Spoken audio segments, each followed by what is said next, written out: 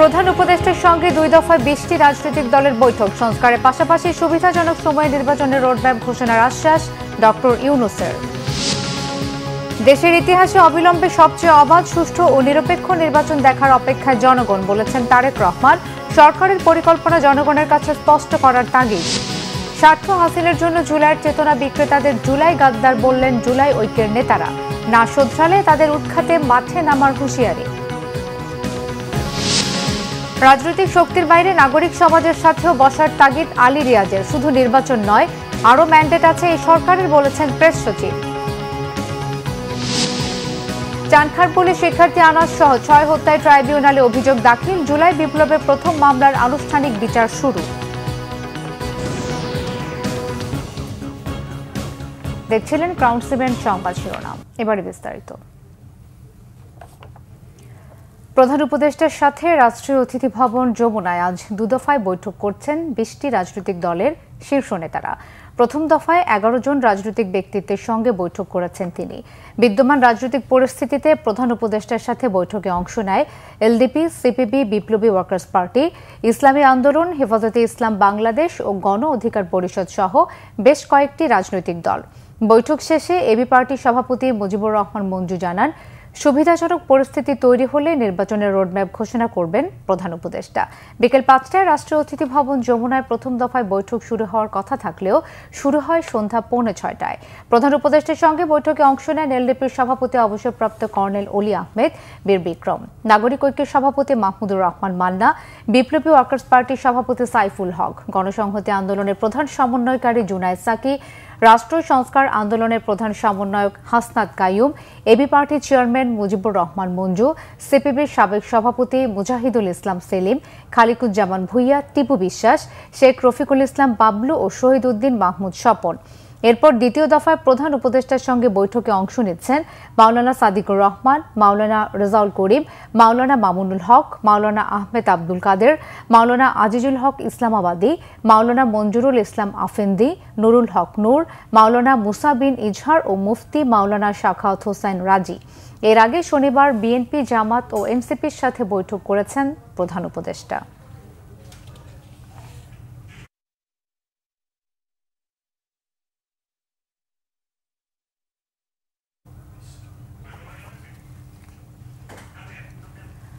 দর্শক, এই মুহূর্তে প্রধান উপদেষ্টার বাসভবন যমুনার সামনে আছেন। আমরা চলে যাচ্ছি আমাদের প্রতিনিধি সৈয়দ আব্দুল মুহিতের কাছে, সেখানে ব্রিফিং চলছে। সার্বভৌমত্ব, জাতীয় নিরাপত্তার প্রশ্নগুলো নানাভাবে যুক্ত আছে। রাজনৈতিক দলগুলোর সাথে এনগেজ না করে, আলাপ আলোচনা না করে, কথাবার্তা না বলে এ ধরনের কোনো সিদ্ধান্ত অন্তর্বর্তীকালীন সরকারের নেওয়া উচিত হবে না। আর এই সমস্ত সংবেদনশীল নিরাপত্তার যুক্ত বিষয়গুলো ভবিষ্যতে নির্বাচিত সরকার, নির্বাচিত জনপ্রতিনিধিরাই এ ব্যাপারে সিদ্ধান্ত নেওয়া উচিত। সমস্ত কিছু আপনাদেরকে করে যেতে হবে এরকম চিন্তা না করাটা ভালো। আমরা পরিষ্কার করে বলেছি, আপনাদের 3টা বড় দাগের কাজ। যে বিচারটা চলছে, আপনারা সম্ভব স্বল্পতম সময়ে বিচারটাকে দৃশ্যমান করবেন, বিচারটাকে কার্যকারীভাবে মানুষ দেখতে চায়। 2 নম্বর, আমরা বলেছি যে ইতিমধ্যে সংস্কারে যে তৎপরতাটা চলছে, আমরা বলেছি আগামী 15 থেকে 1 মাসের মধ্যে আমরা যেভাবে ঐক্যমত কমিশনকে সহযোগিতা করেছি, যদি আপনাদের রাজনৈতিক সদিচ্ছা থাকে, আগামী 1 মাসের মধ্যে যেসব প্রশ্নে ন্যূনতম ঐক্যমত আছে আমরা আলাপ আলোচনা করে, বোঝাপড়া করে একটা জাতীয় সনদ আমরা স্বাক্ষর করতে পারবো, যেটা একটা ম্যাগনা কার্টার মতন, অথবা এই মুহূর্তে একটা সনদ হিসাবে যেটা বিবেচিত হবে। আর গুরুত্বপূর্ণ কথা বলেছি, নির্বাচনের প্রশ্নে বাংলাদেশের মানুষ 16 বছর ধরে একটা অবাধ, নিরপেক্ষ, বিশ্বাসযোগ্য নির্বাচনের জন্য অপেক্ষা করছে। আপনার সরকারের বড় ম্যান্ডেট হচ্ছে বিচার এবং সংস্কারকে একটা পর্যায়ে নিয়ে যে আপনি নির্বাচনের ব্যাপারে সুস্পষ্ট পথনকশা আপনি ঘোষণা করবেন। আমরা বলেছি যে আমাদের কাছে মনে হয়েছে যে আপনাদের সরকারের মধ্যে রাজনৈতিক দলগুলোকে এড়িয়ে চলার একটা প্রবণতা আমরা দেখছি। রাজনৈতিক দলগুলোকে প্রতিপক্ষ হিসাবে দেখা, এই দেখাটা ভুল। আমরা বলেছি আমরা আপনাদেরকে যৌক্তিকভাবে সহযোগিতা করতে চাই, কিন্তু আপনাদেরকে বুঝতে হবে রাজনৈতিক দলগুলোর সহযোগিতাটাকে কিভাবে গ্রহণ করা দরকার, এই প্রজ্ঞা, বুদ্ধিমত্তার নিশ্চয়ই আপনারা পরিচয় বহন করবেন।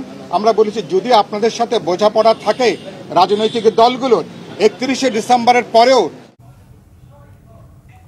দর্শক, আমরা এতক্ষণ ছিলাম যমুনার সামনে প্রধান উপদেষ্টার বাসভবন, যেখানে ব্রিফিং চলছে। চলে যাচ্ছি অন্যান্য সংবাদে। বিএনপির ভারপ্রাপ্ত চেয়ারম্যান তারেক রহমান বলেছেন, জনগণ অবিলম্বে দেশের ইতিহাসে সবচেয়ে অবাধ, সুষ্ঠু ও নিরপেক্ষ নির্বাচন দেখার অপেক্ষায় আছে। তিনি বলেন, জনগণের ন্যায্য দাবি মানতে সরকার বাধ্য। সরকারের মান অভিমান কিংবা রাগ বিরাগের কোনো সুযোগ নেই। তিনি বলেন, পলাতক বিতাড়িত ফ্যাসিবাদের যেন আর পুনরুত্থান না ঘটে, তা হোক সকল রাজনৈতিক দলের লক্ষ্য। আহমেদ সরওয়ারের রিপোর্ট। দলের 18তম প্রতিষ্ঠাবার্ষিকী উপলক্ষে রবিবার আলোচনা সভার আয়োজন করে ন্যাশনাল পিপলস পার্টি এনপিপি। এতে বিভিন্ন রাজনৈতিক দলের নেতারা বক্তব্য রাখেন। আর আলোচনায় লন্ডন থেকে ভার্চুয়ালি যোগ দেন বিএনপির ভারপ্রাপ্ত চেয়ারম্যান তারেক রহমান। প্রতিষ্ঠাবার্ষিকীর শুভেচ্ছা জানিয়ে তারেক রহমান বলেন, পতিত, পরাজিত ও পলাতক স্বৈরাচারের আমলে গণতান্ত্রিক রাজনৈতিক দলগুলোকে নানা দমনপীড়ন ও ষড়যন্ত্র মোকাবেলা করতে হয়েছে, যা থেকে বাদ যায়নি এনপিপি। তিনি বলেন, বর্তমান সরকার যেহেতু জনগণের কাছে জবাবদিহিমূলক নয়, সেহেতু সরকারের পরিকল্পনা জনগণের কাছে স্পষ্ট থাকা প্রয়োজন। দেশের জনগণ কিন্তু সরকারের করুণার পাত্র নয়। সরকার অবশ্যই জনগণের কথা শুনতে, জনগণের ন্যায্য দাবি মানতে বাধ্য। এখানে সরকারের মান অভিমান কিংবা রাগ বিরাগের কিন্তু কোনো সুযোগ নেই। অন্তর্বর্তীকালীন সরকার প্রধানের সঙ্গে দেখা করে রাজনৈতিক দলগুলো আবারও জাতীয় নির্বাচনের তারিখ, দিন, সুস্পষ্ট দিনক্ষণ ঘোষণার দাবি জানিয়েছে। বিএনপির দাবি, আগামী ডিসেম্বরের ভেতরে জাতীয় নির্বাচন অনুষ্ঠিত হতে হবে। জাতীয় নির্বাচন অনুষ্ঠানের লক্ষ্যে জনপ্রশাসন, আইন শৃঙ্খলা বাহিনীর প্রয়োজনীয় সংস্কারের জন্য অন্তর্বর্তীকালীন সরকারের প্রতি বিএনপি সহ আমরা যারা একসঙ্গে রাজপথে আন্দোলন করেছি, আমাদের সর্বাত্মক সমর্থন অব্যাহত রেখেছি। সুতরাং দেশে বিদেশে সম্মানিত, দক্ষ এবং যোগ্য ব্যক্তিত্ব অন্তর্বর্তীকালীন সরকার প্রধানের নেতৃত্বে জনগণ অবিলম্বে দেশের ইতিহাসের সবচেয়ে অবাধ, নিরপেক্ষ একটি জাতীয় নির্বাচন দেখতে পাবে।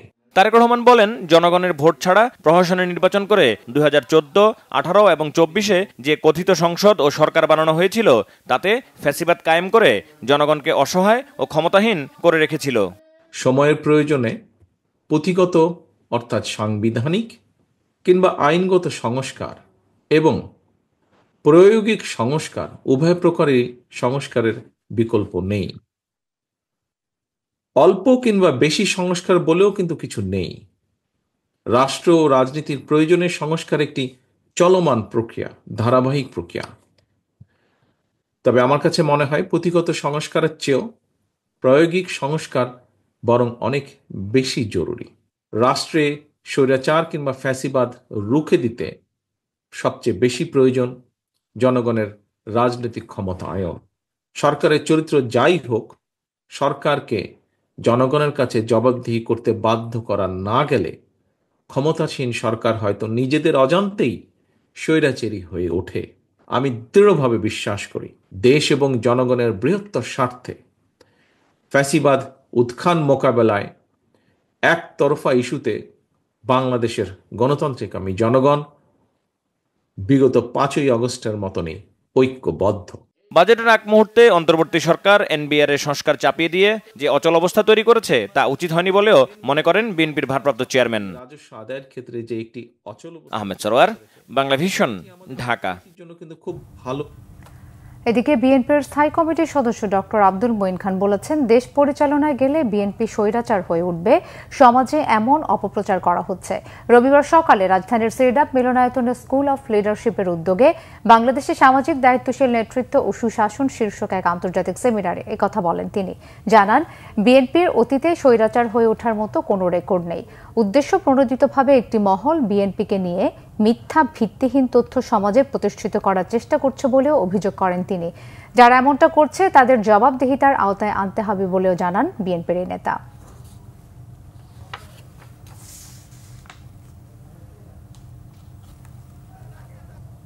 আগামীতে নির্বাচনে বিজয়ী হয়ে সরকার গঠন করলে তারা স্বৈরাচারী হয়ে যাবে, এটা তো মজার কথা। এটা যারা বলছে তাদের কি কোনো দায়িত্ব জ্ঞান আছে অথবা ইচ্ছাকৃত বলছে? তাহলে আমাকে একটা প্রমাণ দেখার যে বিএনপি বিরোধী দলীয় রাজনীতিদের উপরে স্বৈরাচারী আচরণ করেছে। এই সব ন্যারেটিভ যারা তৈরি করছে তারা যেখানেই থাকুন না কেন তাদেরকে জবাব দিয়ে করতে হবে। মিথ্যা ন্যারেটিভ দিয়ে চিরকাল চলে না। স্বার্থ হাসিলের জন্য জুলাইয়ের চেতনা বিক্রির অভিযোগ তুলে অভিযুক্তদের জুলাই গাদ্দার বলে আখ্যায়িত করেছেন জুলাই ঐক্য প্ল্যাটফর্মের নেতারা। তাদের উৎখাত করতে মাঠে নামার হুঁশিয়ারিও দিয়েছেন। বিকেলে রাজধানীর শাহবাগে জুলাই ঐক্যের ডাকা কর্মসূচিতে এসব কথা বলেন নেতারা। রাষ্ট্রের গুরুত্বপূর্ণ পদে বসে ভারতীয় প্রক্সিরা ডক্টর ইউনূস সরকারকে ব্যর্থ করার ষড়যন্ত্র করছে বলেও তারা অভিযোগ করেছেন। শুভ মাহফুজের রিপোর্ট। জুলাই গণ অভ্যুত্থানের পর অংশীজনদের মধ্যে ঐক্য পুনর্জীবিত করতে রাজধানীর শাহবাগে জুলাই ঐক্যের এই সমাবেশ। এতে অংশ নেন জুলাই ঐক্য প্ল্যাটফর্ম সহ বিভিন্ন রাজনৈতিক ও সামাজিক সংগঠনের নেতাকর্মীরা। সমাবেশে অংশ নেয় বিভিন্ন সংগঠনের নেতারা বলেন, ফ্যাসিবাদের দোসররা এখনও রাষ্ট্রের বিভিন্ন প্রতিষ্ঠানের গুরুত্বপূর্ণ পদে বসে ভারতের প্রক্সি হিসেবে কাজ করছে। অন্তর্বর্তী সরকারকে ব্যর্থতার দায় দিয়ে বিদায় করার ষড়যন্ত্র করছে এরাই। এখন আমরা রাষ্ট্রের বিভিন্ন জায়গায় দেখি এই স্বৈরাচারী আওয়ামী লীগ এবং ভারতের দলদাস তাবেদাররা এখনো শক্তভাবে অবস্থান করছে। ফ্যাসিবাদের বিরুদ্ধে দীর্ঘদিন ধরে যারা লড়াই করেছে সেই সকল স্টেক হোল্ডারদেরকে সাথে নিয়ে একটি ঐক্যবদ্ধ বাংলাদেশ বিনির্মাণ করা। কিন্তু আমরা দেখতে পেয়েছি জুলাইয়ের কিছু ঠিকাদাররা সেই ঐক্যকে বিনষ্ট করেছে।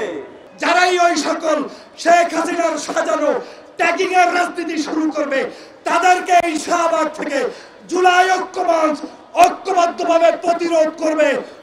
কালক্ষেপণ না করে নির্দিষ্ট সময়ে জুলাই ঘোষণাপত্র প্রকাশের তাগিদ তাদের। জুলাইয়ের চেতনা বিক্রির চেষ্টা চলছে বলে অভিযোগ করেন বিভিন্ন দলের নেতারা। যেই সব আর্মি অফিসার গুম করেছে, খুন করেছে, হত্যা করেছে, হাসিনাকে পালাতে দিয়েছে, 626 জনকে ক্যান্টনমেন্ট থেকে পাড়ি দিয়েছে, তাদেরকে বিচার করো। যারা আওয়ামী লীগের পুনর্বাসনের সাথে জড়িত, যারা রিফাইন্ড আওয়ামী লীগ গঠনের সাথে জড়িত ছিল, ওই উপদেষ্টাদের নিয়ে সমালোচনা করলে এখন বলা হচ্ছে যে আমাদের কার্যক্রমে বাধা দেওয়া হচ্ছে। আমরা স্পষ্ট করে বলে দিতে চাই, জুলাই 14 বেঁচে থাকতে খুনি হাসিনা এবং তাদের দোসরদের এই ধরনের কোন স্বপ্ন বাংলাদেশে বাস্তবায়ন হবে না, হবে না, হবে না। শেখ হাসিনা সরকার গুলি করে আমাদের ভাইদেরকে শহীদ করেছে, গুলি করে আহত করেছে। আজকে 10 মাস পরে আমার কোন ভাই যদি হাসপাতালে বেড়ে কাতরাতে কাতরাতে মৃত্যুর কোলে ঢলে পড়ে শহীদের নামে তালিকা বড় করে, আমি মনে করব তার জন্য বর্তমান যারা ক্ষমতায় আছেন তারাও কোন দায়ী নন। দলমত নির্বিশেষে ফ্যাসিবাদ বিরোধী সকল শক্তিকে এক হয়ে প্রত্যাশিত বাংলাদেশ গড়ে তোলার প্রত্যয় ব্যক্ত করেন নেতারা। ভারতীয় আধিপত্যবাদকে উৎখাত করতে হবে। শুভ মাহফুজ, বাংলা ভিশন, ঢাকা। জাতীয় নাগরিক পার্টি এনসিপির দক্ষিণাঞ্চলের মুখ্য সংগঠক হাসনাত আব্দুল্লাহ বলেছেন, ছাত্র উপদেষ্টারা গণ অভ্যুত্থানে সবার প্রতিনিধি হিসেবে উপদেষ্টা পরিষদে প্রতিনিধিত্ব করছে, কিন্তু কেউ কেউ তাদের দলীয় ট্যাগ দেওয়ার চেষ্টা করছে, যার নিন্দা জানান তিনি। সকালে চট্টগ্রামের 9টি উপজেলায় পথসভার শুরুতে তিনি এসব কথা বলেন। হাসনাত আব্দুল্লাহ বলেন, দ্রুত সময়ের মধ্যে বিচার, সংস্কার ও আগামী নির্বাচনের রোডম্যাপ দিতে প্রধান উপদেষ্টাকে জানিয়েছে এনসিপি। সংস্কার ও নির্বাচনের বিষয়ে জন আকাঙ্ক্ষা ও মতামত জানতে তাদের এই পথসভা। পর্যায়ক্রমে সারা দেশে এনসিপির এই কার্যক্রম চলবে বলেও জানান দক্ষিণাঞ্চলের এই মুখ্য সংগঠক। এছাড়াও রাজনৈতিক দলগুলোর মধ্যে বিভেদের পাশাপাশি জাতীয় সংকট উত্তরণে সামগ্রিক প্রচেষ্টাও অব্যাহত রয়েছে বলেও জানান হাসনাত আব্দুল্লাহ।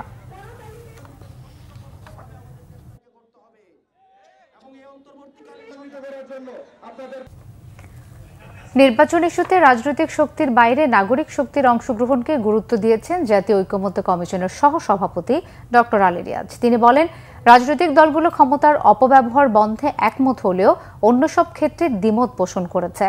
রাজধানী কৃষিবিদ ইনস্টিটিউশনে জাতীয় ঐকমত্য কমিশনের সাথে সুশীল সমাজের আলোচনা অনুষ্ঠানে অধ্যাপক আলী রিয়াজ এই মন্তব্য করেন। তিনি বলেন, ঐকমত্য ও জাতীয় সনদ তৈরিতে গণমাধ্যম গুরুত্ব দিলে অনেক দূর অগ্রসর হওয়া যাবে।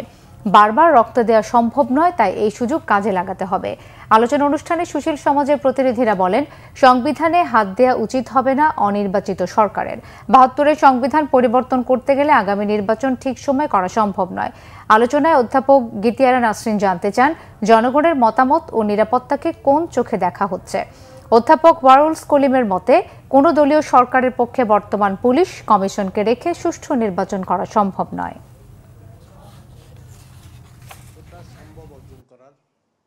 আমরা মনে করছি যে রাজনৈতিক দলগুলো একভাবে বিবেচনা করছেন, তো নাগরিক সমাজ অন্যভাবে বিবেচনা করলে তাদের সেই আলোচনাটা রাজনৈতিক দলগুলোকে প্রভাবিত করবে, নাগরিক সমাজের অন্যান্য অংশকে প্রভাবিত করবে।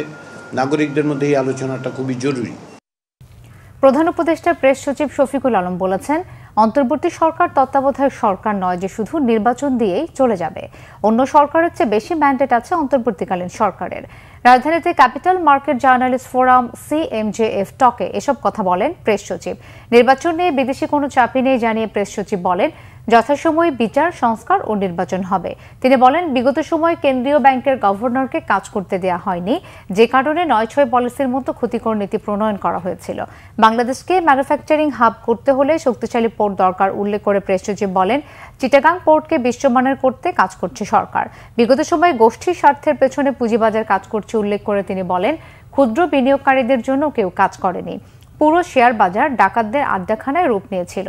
শেয়ার বাজারকে বিশ্বমানের করতে এবং কোনো গোষ্ঠীকে সুবিধা না দিতেই বিদেশি বিশেষজ্ঞ দিয়ে এই খাত রিফর্ম করা হবে বলেও জানান প্রেস সচিব। শপথ গ্রহণের জন্য হাইকোর্টে এখনও রিট করেননি বলে জানিয়েছেন ইশরাক হোসেন। তিনি বলেন, আদালতে যাবার প্রস্তুতির অংশ হিসেবে একটা এন্ট্রি করিয়েছেন মাত্র। বিভিন্ন গণমাধ্যমে সংবাদ প্রকাশের প্রেক্ষিতে পাঠানো এক বিবৃতিতে তিনি এই তথ্য জানান। রবিবার বিকেলে গণমাধ্যমে পাঠানো এক বিবৃতিতে ইশরাক হোসেন বলেন, যেহেতু স্থানীয় সরকার মন্ত্রণালয় কর্তৃক সিটি কর্পোরেশন আইন অনুযায়ী নির্ধারিত সময়ের মধ্যে শপথ পড়ানোর কোনো পদক্ষেপ দৃশ্যমান হয়নি, তাই কোর্টের দ্বারস্থ হওয়ার বিষয়ে আলোচনা করছি। এখন পর্যন্ত রিট পিটিশন দায়ের অথবা চূড়ান্ত করা হয়নি। আদালতের প্রস্তুতির অংশ হিসেবে একটা এন্ট্রি করিয়েছি মাত্র। এটা জাস্ট একটা এন্ট্রি, রিট পিটিশন নয়। প্রসঙ্গত, রবিবার বিভিন্ন গণমাধ্যমে শপথ চেয়ে হাইকোর্টে রিট করেছেন ইশরাক হোসেন। এই মর্মে সংবাদ প্রকাশিত হয়েছে। এর প্রেক্ষিতে এই বিবৃতি পাঠান ইশরাক হোসেন।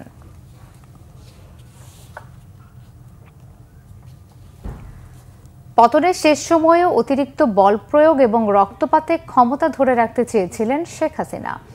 আন্তর্জাতিক অপরাধ ট্রাইব্যুনালে দাখিল করা এক তদন্ত প্রতিবেদনে উঠে এসেছে তথ্যটি। 227 জনকে হত্যার লাইসেন্স পেয়ে গেছে। সোশ্যাল মিডিয়ায় এমন অডিওর প্রমাণ পেয়েছে ট্রাইব্যুনাল। এই অভিযোগে শেখ হাসিনাকে হাজির হতে পত্রিকায় বিজ্ঞপ্তি দেওয়ার নির্দেশও দেওয়া হয়েছে। রিপোর্ট ফজলে রাব্বির। জুলাই আন্দোলনে কোমলমতি শিক্ষার্থীদের ওপর নির্বিচারে গুলি চালায় আইন শৃঙ্খলা রক্ষাকারী বাহিনী, যাতে চাংখারপুলে গুলিবিদ্ধ হয়ে প্রাণ হারান 10ম শ্রেণীর শিক্ষার্থী আনাস সহ 6 জন। ওই মামলার তদন্তের চূড়ান্ত প্রতিবেদন ট্রাইব্যুনালে দাখিল করল প্রসিকিউশন। আর এই প্রতিবেদনের মধ্য দিয়ে আনুষ্ঠানিকভাবে জুলাই সংগঠিত মানবতা বিরোধী অপরাধের প্রথম মামলার বিচার প্রক্রিয়া শুরু হলো আন্তর্জাতিক অপরাধ ট্রাইব্যুনালে। প্রতিবেদনে বলা হয়, আন্দোলন দমাতে হেলিকপ্টার থেকে বিপুল পরিমাণ গুলি চালানো হয়। যারা সরাসরি চাইনিজ রাইফেল ব্যবহার করে মানুষকে হত্যা করেছে, ভিডিও ফুটেজে যাদেরকে আইডেন্টিফাই করা গেছে, তাদেরকে আমরা বিচারের জন্য সোপর্দ করেছি। পাশাপাশি তাদের যারা সুপিরিয়র কমান্ডার ছিল, অর্থাৎ ঢাকা মহানগরীর পুলিশ কমিশনার হাবিবুর রহমান, সুদীপ কুমার এবং ইমরুল, এই সমস্ত যারা সরাসরি নির্দেশ দিয়ে মানুষকে হত্যা করেছিলেন, যারা উপস্থিত থেকে নির্দেশনা দিয়েছেন, যারা পাশি থেকে ফ্যাসিলিটেট করেছেন, এই সমস্ত লোকদেরকে আমরা বিচারের জন্য আজকে সোপর্দ করেছি। এদিকে 227 জনকে হত্যার লাইসেন্স পেয়েছি। সামাজিক যোগাযোগ মাধ্যমে ছড়িয়ে পড়া এমন অডিও বক্তব্যের ফরেনসিক প্রমাণ পেয়েছে ট্রাইব্যুনাল। কন্টেম্পট প্রসিডিংসে সাধারণত নোটিশ জারি হওয়ার পরে পত্রিকাতে বিজ্ঞপ্তি দেওয়ার প্রয়োজন হয় না, কিন্তু স্বচ্ছতার স্বার্থে, আন্তর্জাতিক মানদণ্ড রক্ষা করার স্বার্থে কেউ যাতে প্রশ্ন তুলতে না পারেন, সে কারণেই এই আসামিদেরকে কন্টেম্পট প্রসিডিংসে হাজির হওয়ার ব্যাপারে পত্রপত্রিকায়, দুটো বহুল প্রচালিত পত্রিকায় বিজ্ঞপ্তি দিয়ে তাদেরকে আদালতে হাজির হওয়ার জন্য নির্দেশ যেটা দিয়েছেন, সেটা নোটিফিকেশন আকারে পত্রিকা ছাপার নির্দেশ দিয়েছেন। সেটাও আগামী 3 তারিখে ফার্দার আদেশের জন্য আসবে। আন্তর্জাতিক মানদণ্ড বজায় রেখে করা হয়েছে তদন্ত, এ দাবি করে চিফ প্রসিকিউটর জানান, প্রতিবেদনটির মাধ্যমে বিশ্বের যে কোনো আদালতে শেখ হাসিনার মানবতা বিরোধী অপরাধের প্রমাণ করা সম্ভব। ফজলে রাব্বি, বাংলা ভিশন, ঢাকা। কোরবানির পশুর চামড়ার দাম গত বছরের তুলনায় বর্গফুট প্রতি ৫ টাকা বাড়িয়ে নতুন দাম ঘোষণা করেছে বাণিজ্য মন্ত্রণালয়। নতুন দর অনুযায়ী ঢাকায় গরুর চামড়ার সর্বনিম্ন দর ১,৩৫০ টাকা, আর ঢাকার বাইরে সর্বনিম্ন ১,১৫০ টাকায় কেনার নির্দেশনা দিয়েছেন বাণিজ্য উপদেষ্টা শেখ বশিরউদ্দিন। রবিবার বিকেলে সচিবালয়ে এক ব্রিফিংয়ে কোরবানির চামড়ার নতুন দাম ঘোষণা করেন বাণিজ্য উপদেষ্টা। তিনি জানান, ঢাকায় বর্গফুট প্রতি লবণযুক্ত গরুর চামড়ার দাম ঠিক করা হয়েছে ৬০ থেকে ৬৫ টাকা, আর ঢাকার বাইরে গরুর চামড়া বেচাকেনা হবে বর্গফুট প্রতি ৫৫ থেকে ৬০ টাকায়। উপদেষ্টা জানান, চামড়ার ন্যায্য দর নিশ্চিতে প্রয়োজনীয় পদক্ষেপ নেওয়া হয়েছে। দেশে চামড়ার চাহিদা না থাকলে প্রয়োজনে রপ্তানিও করা যাবে। এর জন্য কাঁচা চামড়া এবং ওয়েট ব্লু চামড়া রপ্তানিতে বিধিনিষেধ ৩ মাসের জন্য প্রত্যাহার করা হয়েছে বলেও জানান বাণিজ্য উপদেষ্টা। প্রধান উপদেষ্টার সুষ্ঠু নির্বাচনের আশ্বাসে সন্তুষ্টির কথা জানিয়েছেন বাংলাদেশ জামাত ইসলামের আমির ডাক্তার শফিকুর রহমান। তবে করিডোরের মতো বিষয়ে সিদ্ধান্ত এই সরকারের কাজ নয় বলেও মন্তব্য করেন তিনি। দুপুরে মৌলভীবাজারের কুলাউড়া উপজেলার দক্ষিণ বাজারে চা শ্রমিকদের সাথে মতবিনিময় সভায় তিনি এসব কথা বলেন। ডাক্তার শফিক বলেন, করিডোর বন্দরের বিষয়ে সিদ্ধান্ত হতে হবে নির্বাচিত সরকারের মাধ্যমে পার্লামেন্টে বসে। তিনি আরও বলেন, প্রধান উপদেষ্টার ইতিহাস সৃষ্টিকারী নির্বাচনের আশ্বাসে বিশ্বাস রাখতে চায় তার দল।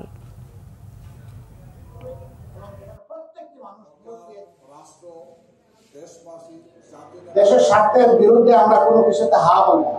দেশের স্বার্থ যেখানেই বিঘ্নিত হবে সেখানেই নো। আমরা বলেছি যে আপনি বলেছেন, আপনি একজন মর্যাদাবান মানুষ, সম্মানিত মানুষ, আপনাকে আমরাই সবাই সমর্থন দিয়ে এই মহান দায়িত্ব আপনার উপরে দিয়েছি। আপনি বলেছেন এই বছরের ডিসেম্বর থেকে আগামী বছরের জুন, এর ভিতরে আপনি নির্বাচন দিবেন। তিনি বলেছেন যে আমি আমার কথায় শক্ত আছি এবং সেই নির্বাচন আপনারা পাবেন। তবে আমি চাচ্ছি এমন একটা নির্বাচন যেটা ইতিহাস সৃষ্টি করবে এবং যেখানে প্রত্যেকটি মানুষ ভোট দিয়ে হাসি মুখে বের হবে, গিয়ে দেখবে না যে তার ভোট আরেকজন দিয়ে ফেলেছে। সরকারি চাকরি সংশোধন অধ্যাদেশ ২০২৫-এর খসড়া অনুমোদনের প্রতিবাদে সচিবালয়ের ভেতরে আজ দ্বিতীয় দিনের মতো বিক্ষোভ মিছিল করেছে বাংলাদেশ সচিবালয় কর্মকর্তা কর্মচারী সংযুক্ত পরিষদ। নিবর্তনমূলক ও কালা কানুন আখ্যায়িত করে এই অধ্যাদেশ প্রত্যাহারের দাবি জানিয়ে আসছে সংগঠনটি। সকালে কয়েকশো কর্মচারী দপ্তর ছেড়ে নিচে নেমে মিছিলে যোগ দেন। মিছিল থেকে অবৈধ কালো আইন মানব না স্লোগান দেয়া হয়। মিছিলটি সচিবালয়ের ভেতরে বিভিন্ন এলাকা প্রদক্ষিণ করে বাদামতলায় অবস্থান নেয়। এ সময় বক্তারা বলেন, আইন বাতিল না হলে সচিবালয় অচল করে দেয়া হবে, কোনো কর্মচারী কাজে ফিরবে না। এদিকে সন্ধ্যায় সরকারি কর্মচারীদের বিভিন্ন দাবি পর্যালোচনায় ১০ সদস্যের একটি কমিটি গঠন করেছে সরকার। কমিটি যৌক্তিক দাবি পরীক্ষা নিরীক্ষা করে মতামত ও সুপারিশ প্রদান করতে পারবে।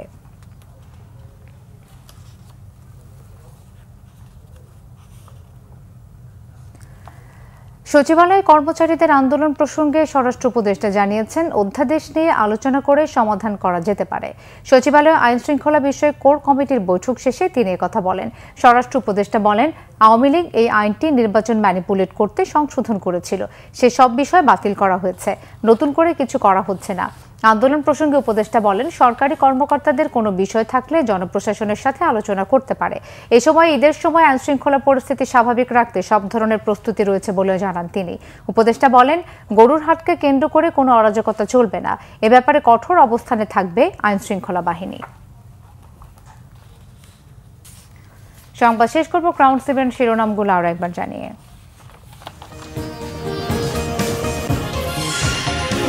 প্রধান উপদেষ্টার সঙ্গে ২ দফায় ২০টি রাজনৈতিক দলের বৈঠক। সংস্কারের পাশাপাশি সুবিধাজনক সময়ে নির্বাচনের রোডম্যাপ ঘোষণার আশ্বাস ডক্টর ইউনূসের। দেশের ইতিহাসে অবিলম্বে সবচেয়ে অবাধ, সুষ্ঠু ও নিরপেক্ষ নির্বাচন দেখার অপেক্ষায় জনগণ, বলেছেন তারেক রহমান। সরকারের পরিকল্পনা জনগণের কাছে স্পষ্ট করার তাগিদ।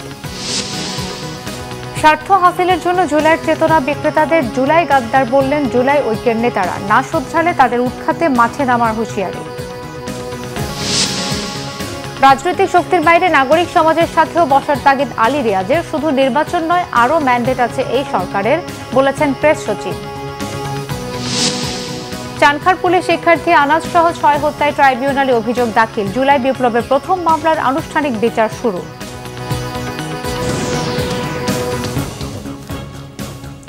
এই ছিল এখনকার মতো। পরের সংবাদটা 10:30 এর আগে 9টায় রয়েছে নিউজ 20 দেখার আমন্ত্রণ রইল।